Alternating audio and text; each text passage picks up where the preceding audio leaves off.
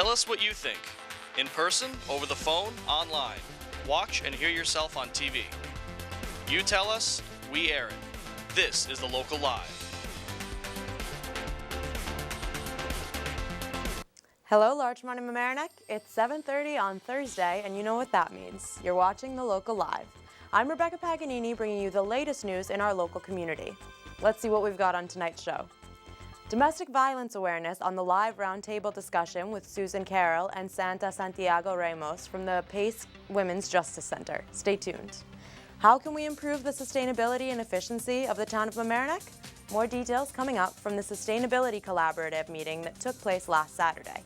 The village of Mamaroneck honors the two liberators from the Holocaust. The full story coming up. And what articles are trending in Larchmont and Mamaroneck? Keep watching for our segment in the media. Hey sports fans, you're in luck. We have the LMC TV Play of the Week. And what's popular online this week? Christian Sokole has everything that's going viral in the grid. With October 31st right around the corner, Halloween headquarters is in the spotlight this week. And of course, we have an adorable pet of the week. Let's help her find a forever home.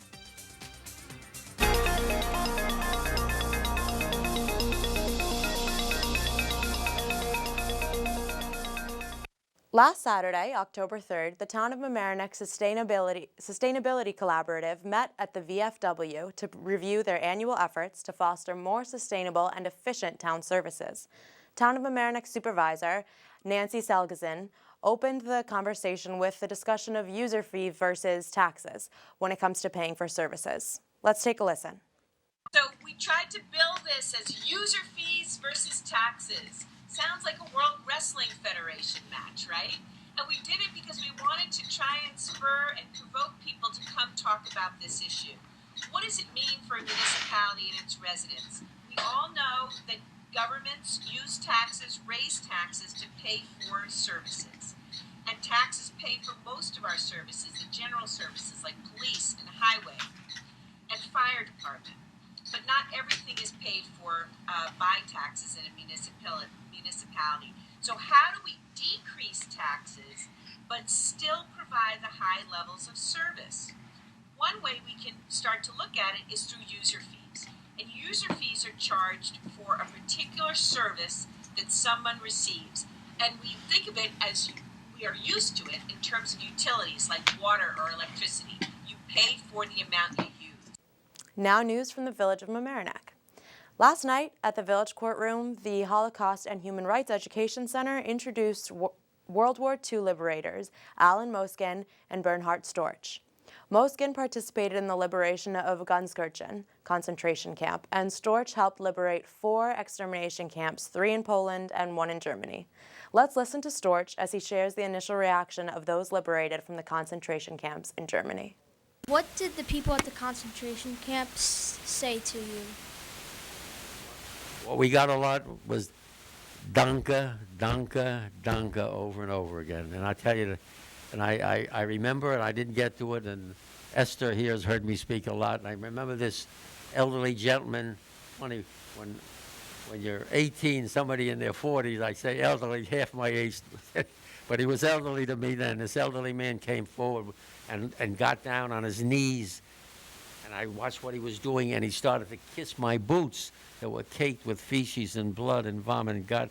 And, you know, I knew he was trying to be affectionate toward me. I understood that, but it made me very uncomfortable. I never had anybody groveling at my feet, so I picked him up under the armpits, and as I did, God help me, the smell, the stench from his body was so bad, and but I held my ground, and then he put his arms around me, and he kept saying, Danke, Amerikaner, Danke, Jude, Jude, Jude, because I had said that I think the lieutenant screamed out, anybody Jewish can speak Yiddish to these, and I said, Ich bin auch ein Jude.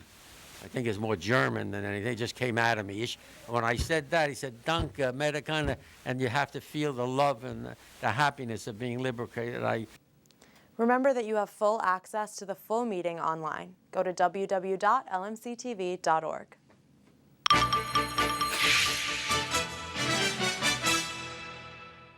Let's turn it over to Mike Witch with popular stories in the community. This is our segment In the Media.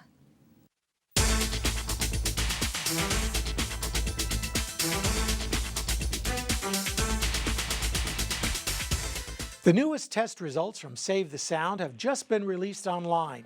The nonprofit group tests the water quality in 52 different locations. The cleanest site? Our own Taylor Lane in the outer Mamaroneck Harbor. To see the full survey from Pelham Manor to Greenwich, including shorelines and rivers, bays, creeks, and brooks, check out the Loop. If you're planning to travel out of New York State next year, you might have a little more of a hassle taking off. New provisions of the Real ID Act go into effect, which forces travelers in certain states, one of them being our own, to carry passports or second IDs, even when flying within the country. You'll need more than just your driver's license to board that plane. For more information about this, visit the Mamaroneck Daily Voice. And speaking of travel, if flying is too much effort, well, gas prices continue to fall in Westchester. And now you can get the best deal at the pump using the MapQuest gas price tool. It's as simple as entering your zip code. To find that app, visit thepatch.com. And finally, if you want some homemade treats this fall, the Hamlet Hub has some easy homemade recipes from baked apple pie cup to pumpkin and chocolate cheesecake bars. These are perfect for fall and might really help you get into the Halloween spirit. Our thanks to reporter Kristen Kobiaski for these news items. I'm Mike Witch.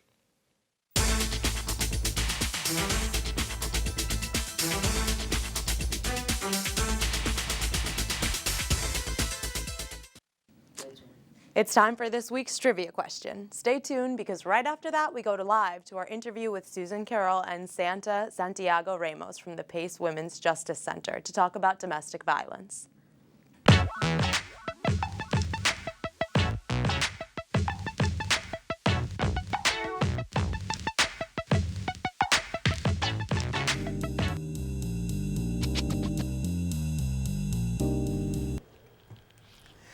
Good evening and welcome to the live roundtable portion of the Local Live. I'm Michael Witch, and October is the National Domestic Violence Awareness Month. You probably don't know that, or maybe you do. In any event, in the next few minutes, we're going to get to know something about domestic violence, and I have with me two guests from the Pace Women's Justice Center.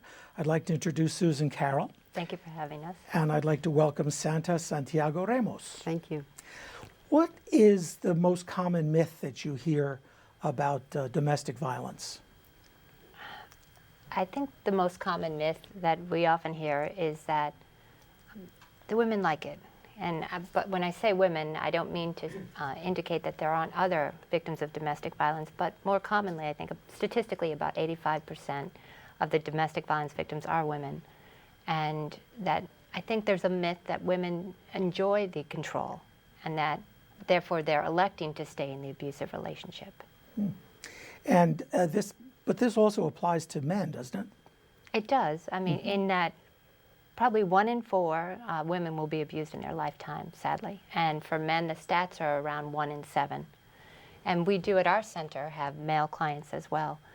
But I think nationally and certainly locally, there's a perception that the women choose to stay or the women choose to be in that abusive relationship and that they have lots of alternatives and choose to just exist in it.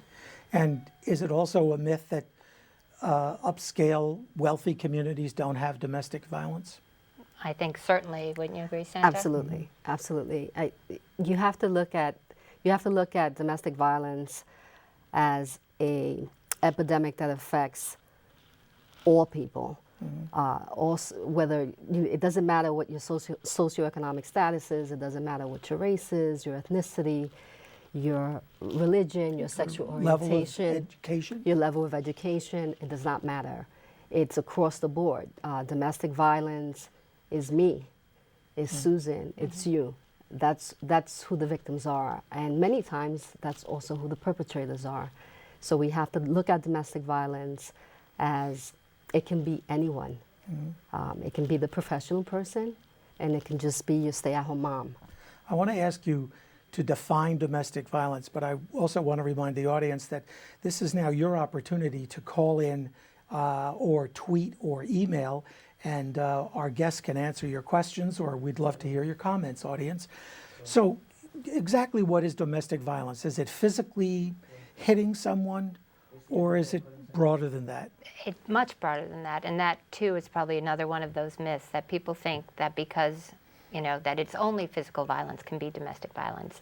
Domestic violence is physical violence, but it can be emotional violence, it can be financial abuse, it can be, and it is quite often sexual abuse as well. And there are many layers in the power and control that an abuser will enforce over their victim. And certainly physical is one of them, but oftentimes that's not the first thing you might notice if the victim is your sister, your mother, your neighbor. Oftentimes those bruises could be hidden from you, but there are other ways you could probably notice a change in behavior and perhaps start the process where maybe you could offer support to that victim. Santa, what about teenagers? Is domestic abuse something that is just between a husband and a wife? Or do teens get in these situations? Absolutely. where there's Teens sexual are abuse? part of this dynamic. However, with teens, it plays out a little different with teens. Teens may get involved in a relationship, and at first, the girl may not think that is a domestic violence issue. And usually it starts with the power and control. So for example, it can start as easy as telling the girlfriend, I don't want you to take calls from your friends or your family members. I want you to spend more time with me. And the girl believes, or the teen believes, that it's about the boyfriend. And it leads into the physical and the control, because what happens is once he isolates her, because it's about isolation, once he isolates her, she is then afraid to share what is going on in her relationship with her boyfriend. And many times family will not be the first to know or recognize that there is abuse. I was just going to ask, it's not, you would think that perhaps a girl could go to her parents or her mother, let's say, or a close friend of the family and talk about this issue, but that's not always the case. That's not. No. So both of you were with the Pace Women's Justice Center. Can you talk a little bit about what the Justice Center does? It's based at the Pace Law School? Yes, we're in White Okay. Plains, based and associated with the Pace Law School.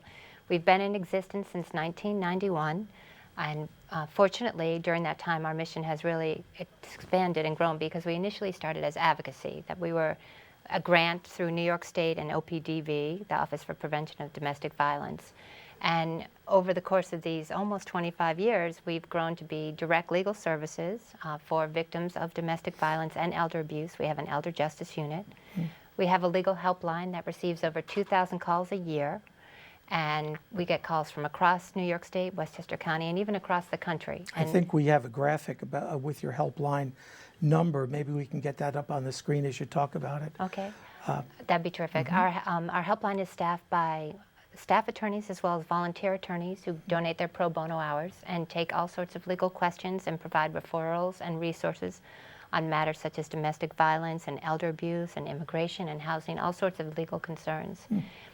In addition, as I mentioned with our domestic violence representation, we are in the courts in Westchester. We have a family court legal program that operates out of the Yonkers Family Court and the White Plains Family Court, where we have law students and staff attorneys on site every day, no appointment necessary, and people who need assistance can come in, speak to an attorney, get an emergency order of protection or petition for one to see the judge, temporary custody and child support.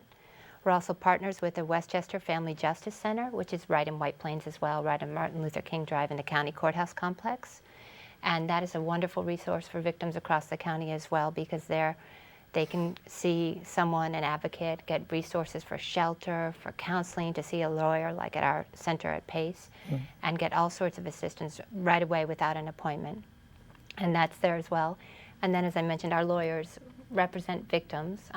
Again, we're seeking to help people who might not financially be able to otherwise, domestic violence victims. So there are some requirements, but we have a great Bridge the Gap program.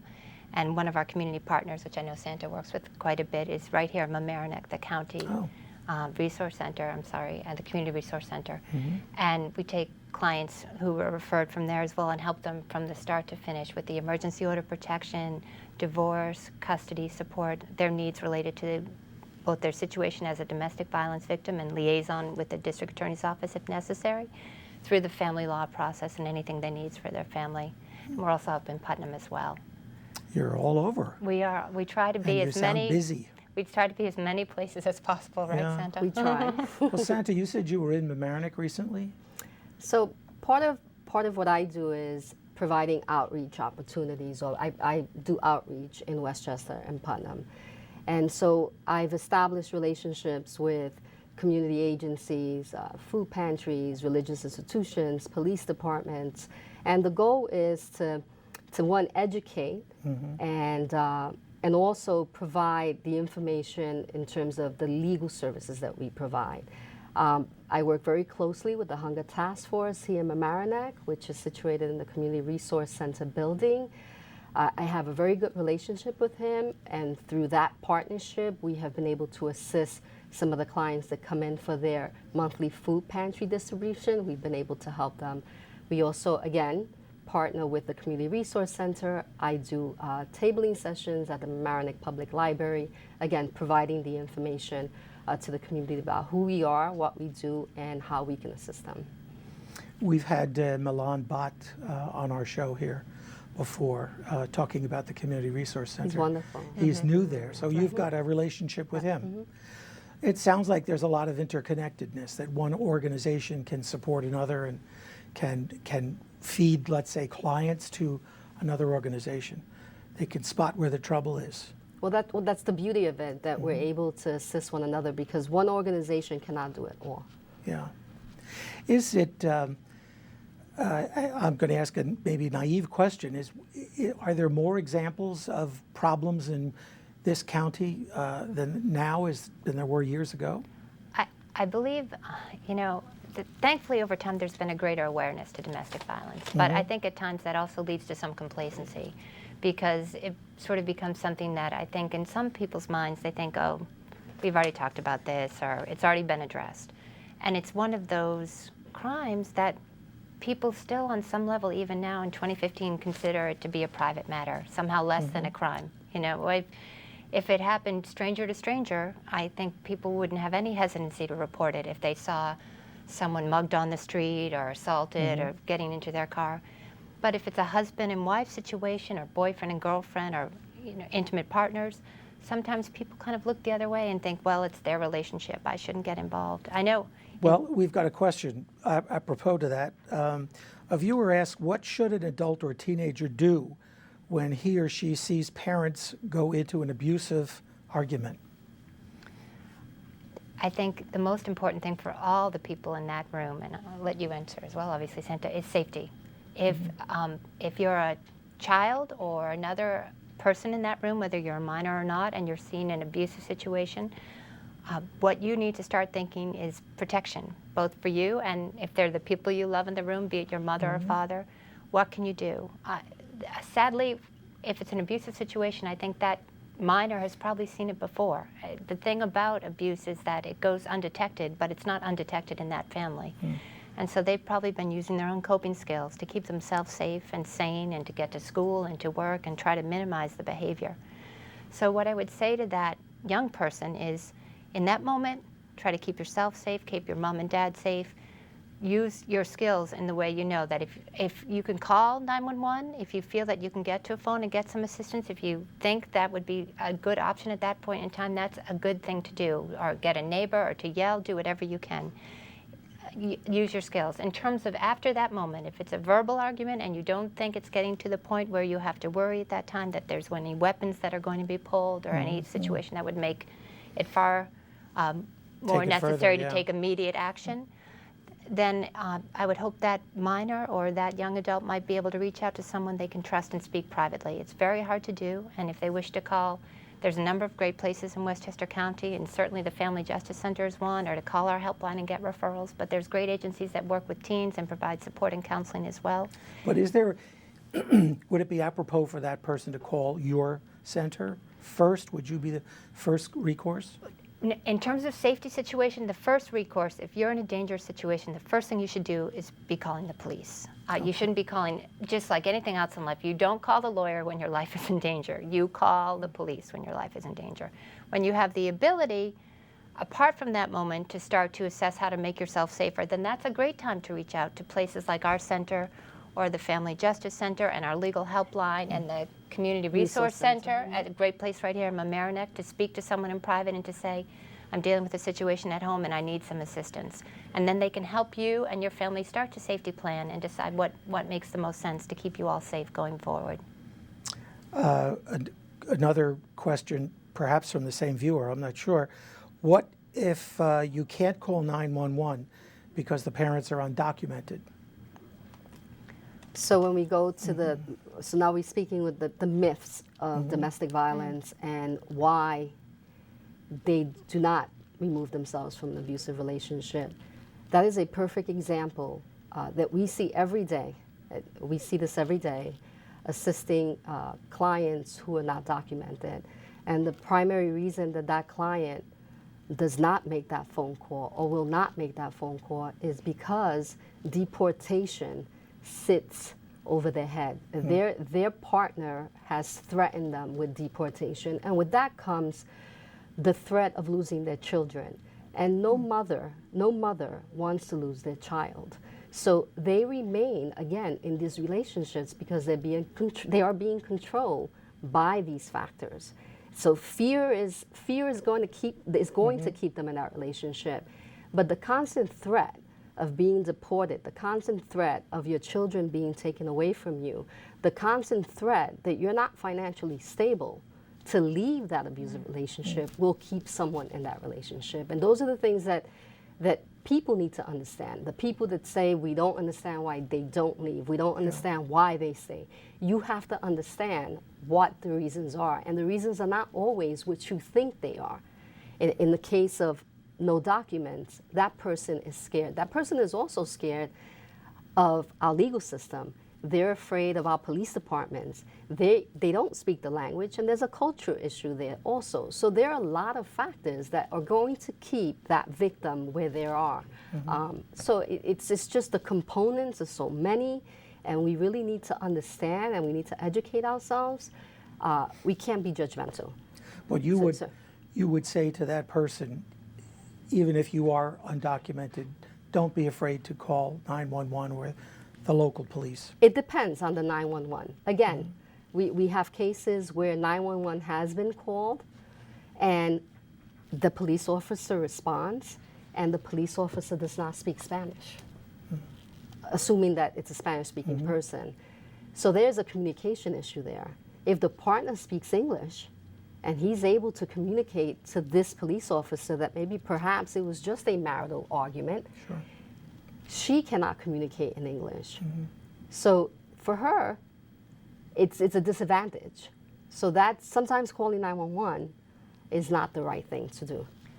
Do you have materials, resources that are in different languages for a pretty diverse population that we have here in Westchester? Yes, we have obviously bilingual staff and bilingual materials. The one thing I would say about the person who feels they need help and are worried about calling the police and our court system, you understandably in this time we live in, people have real concerns about whether they will be deported or asking for help will cause a problem. But I want to communicate to that person who's calling, if they have any concerns and if they're in a safe place, please reach out to us. We handle and work with and reach out to right here in Mamaroneck at the Community Resource Center, because we do work with residents who are undocumented and don't have status, and that's not a barrier for us to help them and assist them in any way, shape, or form, nor should it be a barrier for them to get an order of protection in the Westchester Family Courts or to seek help from the police department. Now, that being said, I'm not diminishing their fear. So if there's an opportunity for them before they're in a volatile situation, if it's a pattern they've been seeing and they want to explore their options and see if there's a way to get themselves safer, as Santa recommended, then certainly reach out to us now, give us a call. It's free, it's confidential, and we'd be happy to point you to some resources, including immigration assistance. You have a meeting coming up, don't you, next week on Thursday, I believe, a talk? With the Community Resource Center. Yes, can you tell us a little bit about that? Well, we don't know exactly what the topics of the meeting are going to be, but we do have a staff attorney who will be part of that panel. Okay. And that's really Right. Related to domestic violence and awareness and the services But in they terms of the provide. topics, we're not familiar with that, but we do know that they will be having a panel and they will be discussing domestic And violence. we've got that up on the screen now, but I think it's probably a little hard to read on a television set. Is that something, is it at the Community Counseling Center? I believe it's at the Community Resource Center. Resource Center, I'm sorry. Right. And I think it's an overall panel about healthy relationships and domestic violence awareness and the concerns among it, because as I think we've mentioned several times, we're partners with the Resource Center, and we have attorneys who assist with their clients if they have needs with orders of protection, divorce, child support, and custody. Since October is the month that we are paying most attention to this, what other special events are scheduled? All right. Well, as we mentioned, we do a lot of outreach this month in particular, and we're at libraries across the county in White Plains and Peekskill and Yonkers and Mamaroneck. We also have events on our law school campus, and at the end of the month, on October 28th, we have our annual dinner where we're discussing the work we do and also honoring some individuals in Westchester County for their support and their efforts in fighting domestic violence. And I'm sure that part of your efforts all the time is seeking funding. Unfortunately, that's a reality.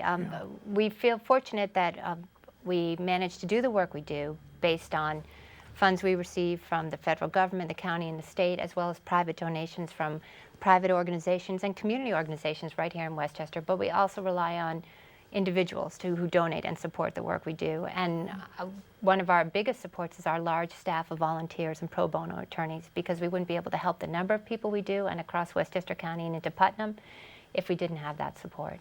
And they will be at the dinner? They will be at the dinner. The dinner is at the Abigail Kirsch's Tappan Hill, and it's on Wednesday, October 28th. And people can get more information. They could look at our site at www.law.pace.edu, where we have terrific resources as well in Spanish and in English, including divorce Q&A and elder abuse resources. So there's lots of good free legal resources on that site too. Can you say that site again slowly Sure, sorry. For those who are just grabbing their pencil and write something down? Sorry about that. It's okay. www.law.pace, P-A-C-E, law, L-A-W, .pace, P-A-C-E, .edu/WJC. Okay. Well, I thank you very much, Susan Carroll and Santa Santiago Ramos, for being with us today. And I hope you'll come back and we can talk in some more detail about some other elements of an important topic, but one that there are lots of myths about. And we explored a couple of them here, but there are a lot more. Thank you for taking the time to discuss it. You're Thank welcome. you. And stay tuned, folks. We have more community news coming up right after this.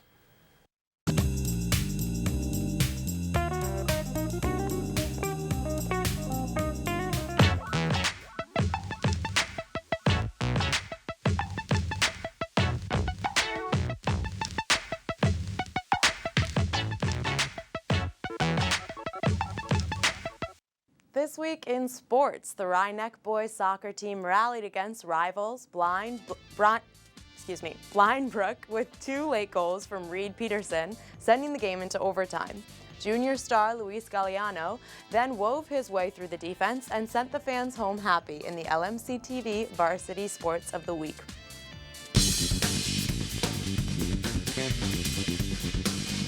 Peterson, but he'll steal it from Sousa, plays it up to Galliano. Galliano looking to make something happen, and he'll get one by one defender. He had a golden chance before, he'll get by another one. Little push up, gets by again, goes through on his favorable left foot. He shoots. It's in front and he scores! Galliano with the game winner, and Rhinebeck comes from behind to beat Blindbrook 3-2. And what a goal by Galliano! He had no angle whatsoever. I saw space, I took a couple people on, I saw the keeper off his line, so I just tried to slid it in, and lucky enough, it just went in for me. Goal by Galliano as the Panthers come back and score 2 goals in the final 8:42 of regulation, and then 1 in overtime, and Rhinebeck with a stunning victory.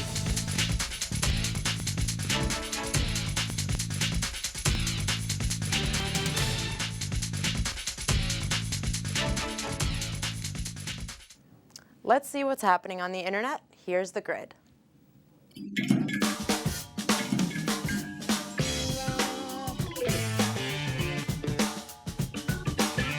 Hello everybody and welcome to The Grid, where we take a look at what's popular online this week. I'm your host, Christian Sokole. In our viral story, we have the largest scandal in automobile history. If you're like me, you're going, I haven't heard anything about this. Well, then you're in luck, because The Telegraph put together a website explaining everything. Turns out Volkswagen was installing defeat devices into their cars for about 6 years now. These devices allow the cars to detect when they are being detected for emissions based on the way the wheel and gas is being handled. On the road, the diesel versions of cars such as the Jetta, the Beetle, and the Passat put out 40 times the legal limit of emissions. The company is now facing an $18 billion penalty under the US Clean Air Act. If you own one of the vehicles mentioned, then you have to return it to Volkswagen. They should contact you though, so don't worry. With all this being said, ladies and gentlemen, welcome to the death of the diesel car. In this week's website, we have a video. Yes, you get 2 videos. Isn't that exciting? Wired put together a video titled, How Average Are You? The video talks about the average man and woman in one day. Interesting statistics like that you spend 40 minutes on Facebook, smile 20 times a day, and touch your face up to 256 times. The video goes on in this fashion until you find out how average you really are. In this week's video showcase, we have a clip of paddleboarding with whales on a beautiful ocean that reminds you that winter is coming and makes you eager to travel. Let the jealousy begin. You may say that I'm a dreamer, but I'm not the only one. I hope someday you'll join us. And the world will live as one. And that was the show for this week, guys. As always, you've just been uploaded with information from The Grid. I'm Christian Sokole. Check out more videos on the Local Live channel on YouTube. And I'll see you next week.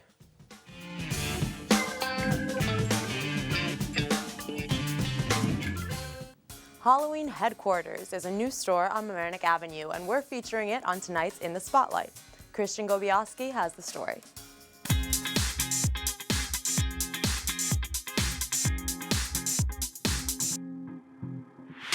Halloween is just around the corner, and do you have your costume yet? If not, a new store just opened up on Mamaroneck Avenue called Halloween Headquarters. Let's check it out.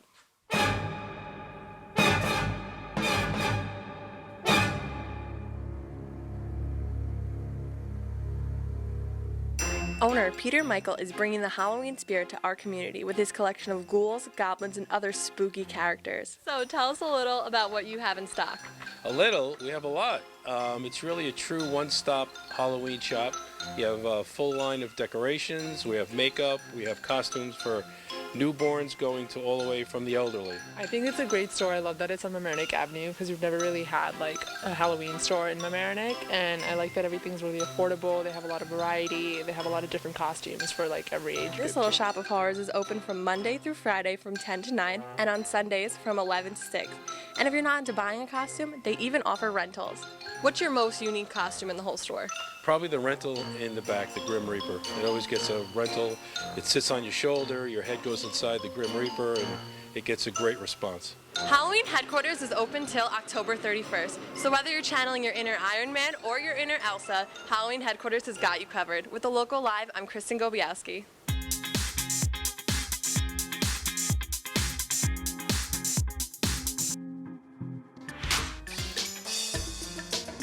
I watch the Local Live so that I can ask questions about my community. Caller, go ahead. I watch so I can find out what's going on the go.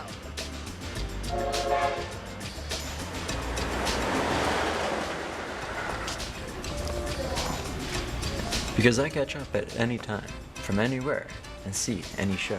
Shh! You tell us, we air it. This is the Local Live. Aida is a beautiful dog with stunning blue eyes. She'd be a loving addition to any family. For more information on AIDA or to browse for other wonderful pets, you can go to www.ny-petrescue.org. Thanks so much for tuning in to The Local Live. Be sure to check out our website for more news and community programming, www.lmctv.org. And for internships and volunteer opportunities, send your emails to thelocallive@lmctv.org. We love hearing from you. That's the news for this week. I'm Rebecca Paganini. Tune in next week for another edition of The Local Live. Tell us what you think. In person, over the phone, online. Watch and hear yourself on TV. You tell us, we air it. This is The Local Live.